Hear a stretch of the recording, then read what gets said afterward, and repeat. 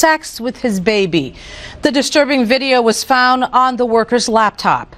19 Action News reporter Bill Saffos has the dad's story that the daycare doesn't want told. And they tried to act like it was just a simple assault and didn't tell us any information about it. And then a few hours later, they called us again and told us that to keep it discreet.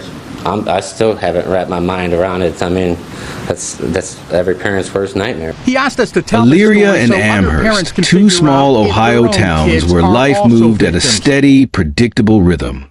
The kind of place where people left their doors unlocked during the day and trusted their neighbors without a second thought. Where parents gathered for playdates at the park, swapping stories of sleepless nights and first steps, comforted by the belief that their children were safe. And why wouldn't they be? Their children were in the hands of professionals. Caregivers who had passed background checks, worked in licensed facilities, and had dedicated their lives to early childhood development. These were women who rocked fussy toddlers to sleep, who knew which child liked their apples peeled and which one refused to drink from anything but the blue sippy cup. Among them was Heather Koon. Quiet, dependable, always the first to arrive, often the last to leave. She had an air of patience about her, the kind of calm that made parents sigh in relief. She knew how to soothe the inconsolable, how to distract the stubborn, how to gain the trust of even the shyest child. To the outside world, she was a gift. But monsters rarely look like monsters. Heather's crimes weren't the kind that came with warning signs. There were no missed pickups, no erratic behavior, no whispers of concern from colleagues. She didn't lurk in dark alleyways or skulk outside playgrounds. She operated in broad daylight, inside classrooms lined with alphabet posters and colorful mats. For over a year, she used the very system designed to protect children as her hunting ground. Nap times became opportunities, play sessions turned into something unthinkable, and because her victims were too young to speak, too innocent to understand, no alarms were raised. No one had reason to suspect. Then, in 2013, a single discovery unraveled it all. It wasn't a confession, it wasn't a concerned parent or a slip of the tongue, it was a laptop. A laptop that wasn't even found in an investigation about her. It sat there, an unassuming piece of technology, until someone opened it and saw the files. Hundreds of them, time-stamped, organized, undeniable. Each one a piece of a nightmare, revealing a predator who had worked in plain sight, undetected for far too long. The realization was swift and devastating. Law enforcement moved quickly, but the damage had already been done. Investigators traced the metadata, confirming locations, dates, and faces. They contacted parents one by one, bringing them into the station to ask the unthinkable. "Can you confirm if this child is yours?" The reactions were as varied as they were heartbreaking. One mother collapsed when she recognized her daughter's favorite blanket in the background of a photograph.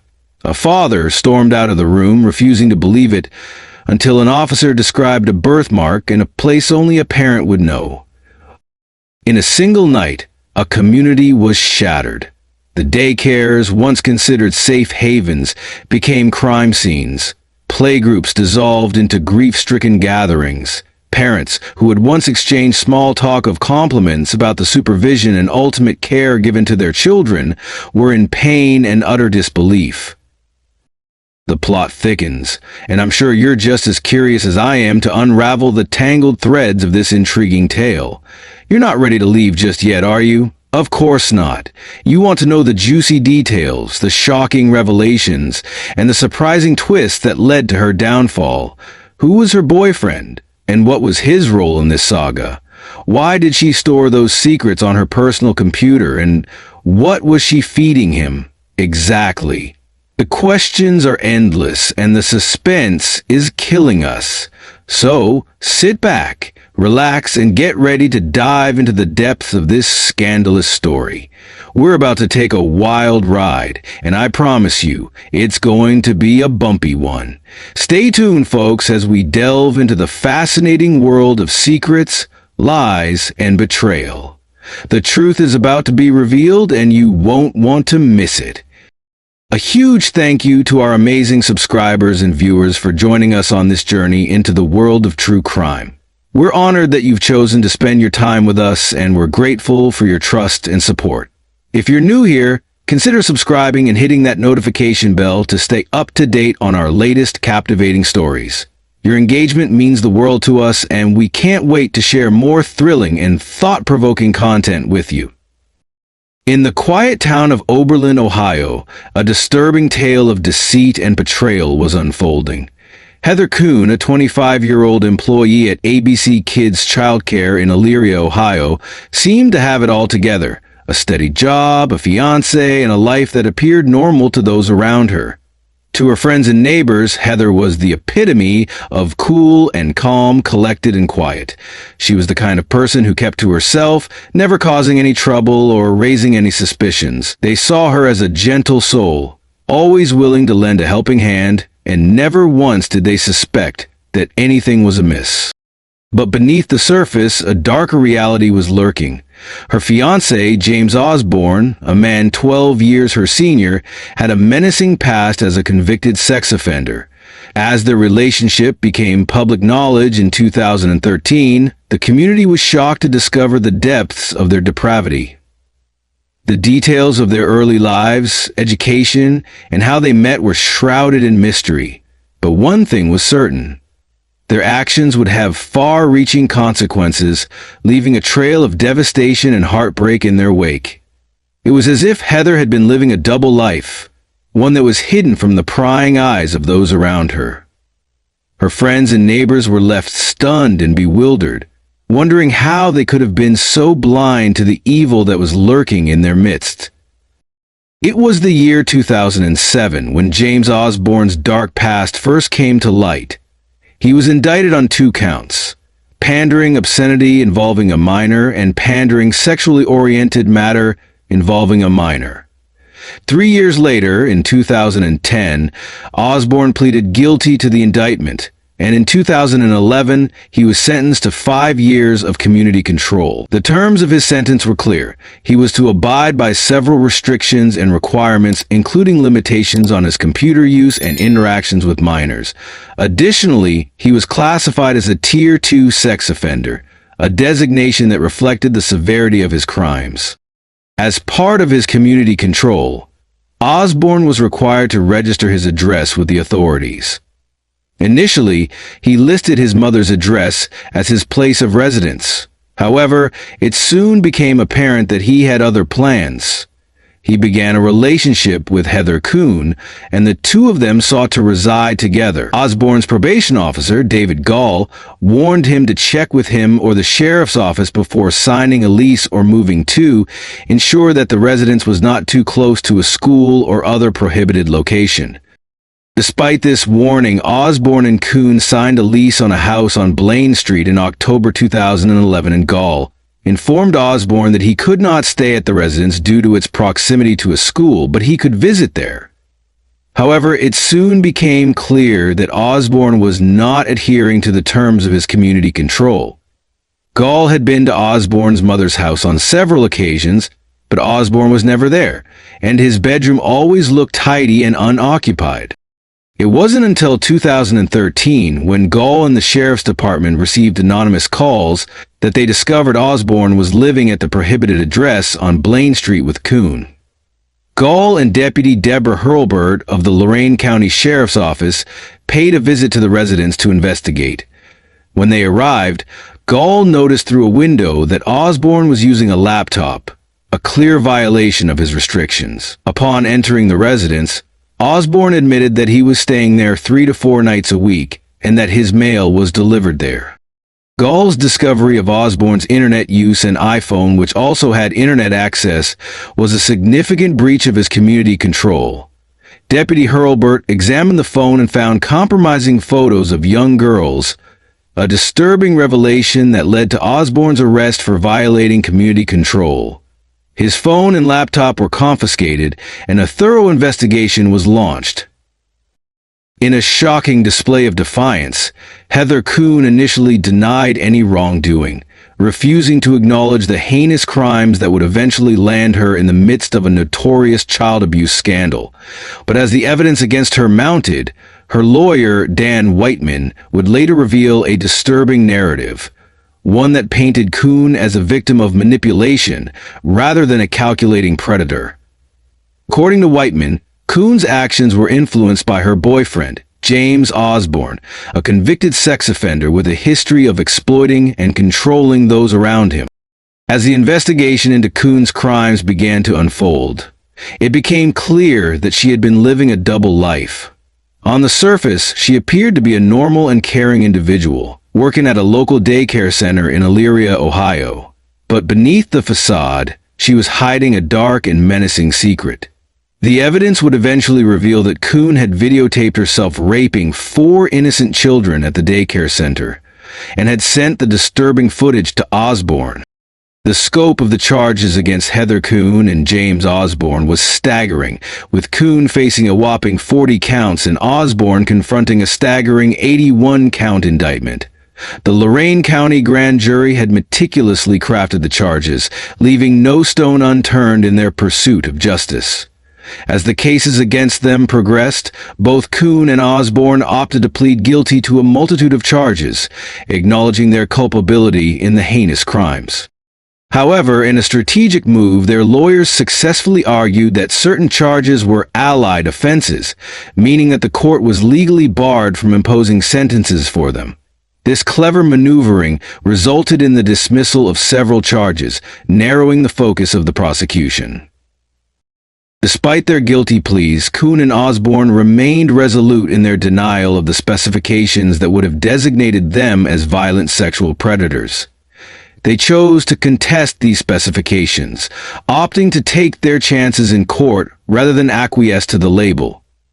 This bold move would ultimately prove to be a crucial aspect of their defense strategy. In a surprising turn of events, Koon pleaded guilty to an additional array of charges, including 3 counts of illegally using a minor in nudity-oriented material, as well as single counts of tampering with evidence and engaging in a pattern of corrupt activity. The case against Koon was nothing short of appalling, and it would send shockwaves through the community. As the details of her crimes emerged, it became clear that she had pleaded guilty to 4 counts of rape, among other charges. But despite the gravity of her actions, Whiteman continued to argue that Koon should not be considered a violent sexual offender. He claimed that she was not a predator, but rather a victim of Osborne's manipulative and controlling behavior. As the story of Koon's descent into darkness began to emerge, it became clear that her relationship with Osborne had played a significant role in her actions. The investigation revealed that Osborne had a history of exploiting and controlling those around him, and that he had been manipulating Koon into committing these heinous crimes. The question on everyone's mind was, how could a woman who had been entrusted with the care of young children commit such atrocities? The answer, it seemed, lay in the complex and twisted dynamics of Koon's relationship with Osborne. As the evidence revealed, Koon had been sending the disturbing footage to Osborne, who had been encouraging and manipulating her into committing these crimes. It was a disturbing case of exploitation and abuse, one that would have far-reaching consequences for all those involved. As Koon faced the prospect of a mandatory life sentence without parole, her lawyer continued to argue that she should not be considered a violent sexual offender. But for the families of the victims, the question of whether Koon was a predator or a victim was irrelevant. What mattered most was that justice was served, and that those responsible for these heinous crimes were held accountable. In the end, Koon's guilty plea and subsequent sentencing would serve as a sheer reminder of the devastating consequences of child abuse and exploitation. Don't forget to like this and subscribe to this channel as a means of encouraging us. Thank you as you do so.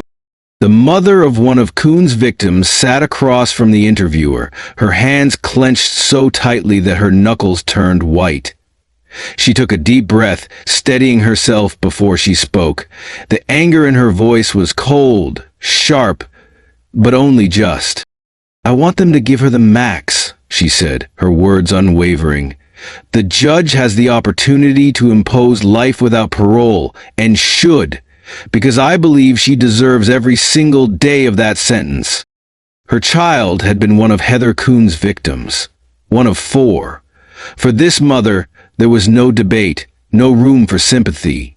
The woman who had once been trusted to care for her child had destroyed that trust in the worst way imaginable.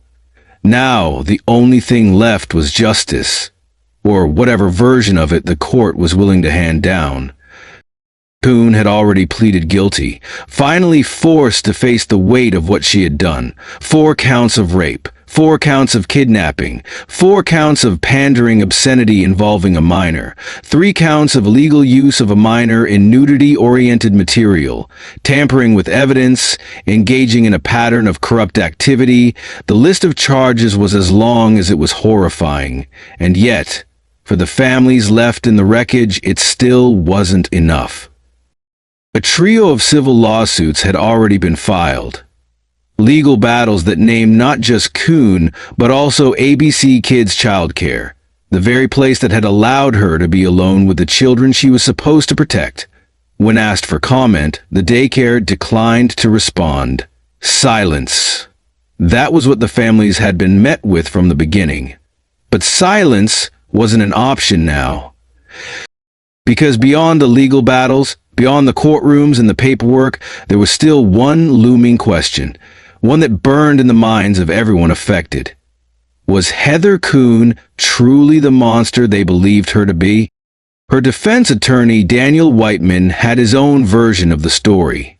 He claimed Koon had been manipulated, that her crimes had been driven by James Osborne, her fiancé, a convicted sex offender with a history of preying on the vulnerable. Koon hadn't acted alone, that much was clear. Osborne had already stood before the court, pleading guilty to 4 counts of complicity to rape, complicity to kidnapping, and pandering obscenity involving a minor.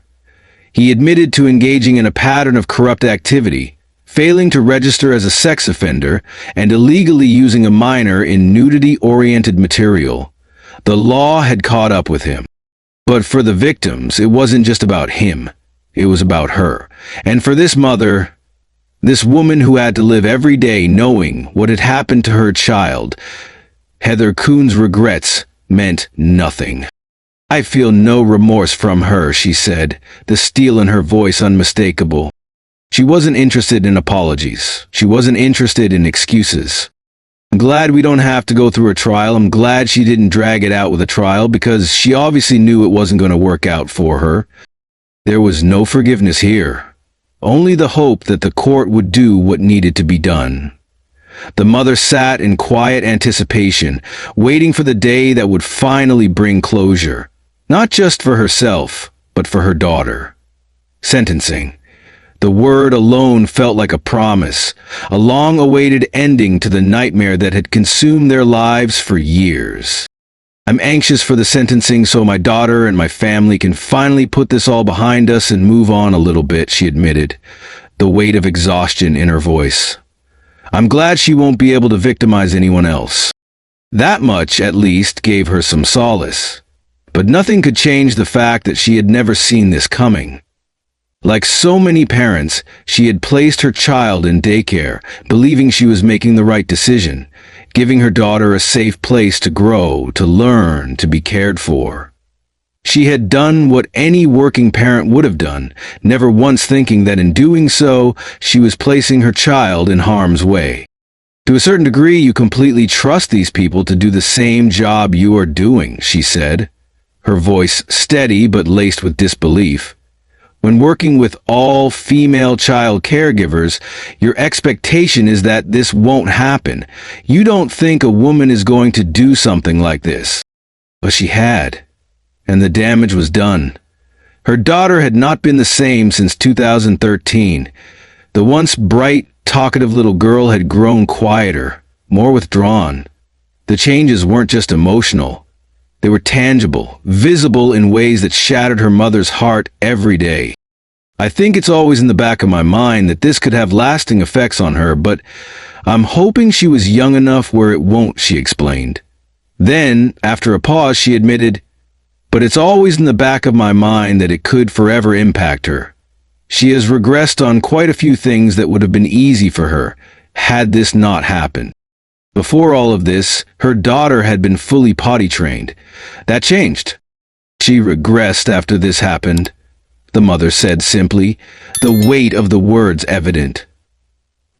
Before all of this, her daughter had been a chatterbox, constantly talking, eager to express herself. That changed too. She was a very avid talker too, very talkative, but now she has a stutter whenever she gets very nervous and very excited. And then there was the trust, or rather, the absence of it. "She also doesn't like to go to different people now," her mother continued. "She has trust issues when it comes to adults." Over the years, there had been moments of healing. Her daughter had begun excelling in school, forming strong friendships, showing glimpses of the girl she was before. But even as she grew, even as time passed, the mother couldn't escape the nagging guilt that lived inside her. "I sometimes think that something was wrong, and I didn't notice it," she admitted, her voice quieter now. "She was telling me something without words, and I just wasn't listening to her. Knowing she was trying to tell me something, I feel very guilty about that. I can't help it." She carried that guilt every day. But there was one thing she could do. She could face Heather Koon one last time.